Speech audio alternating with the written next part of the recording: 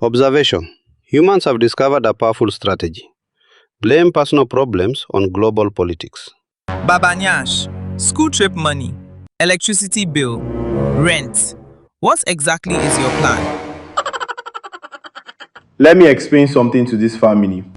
Right now, the entire world is suffering. There is war. Oh, no. Economies are collapsing. Things are not easy. So the global crisis reached this house. But Roblox servers are still working. Fine. If solving the war will help this household, I will call the president. Soon as I take office, the Ukraine war will be over. Wait, if you can end the war, can you start with my landlord? The landlord is still coming tomorrow. Trump, can you hear that? What about rent? I just signed a new executive order.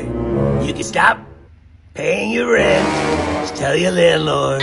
Trump said all rent is free.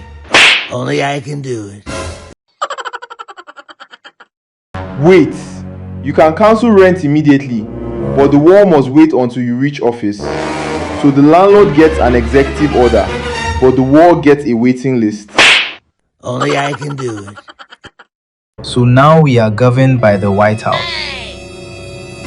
Observation. Some humans outsource responsibility to international politics.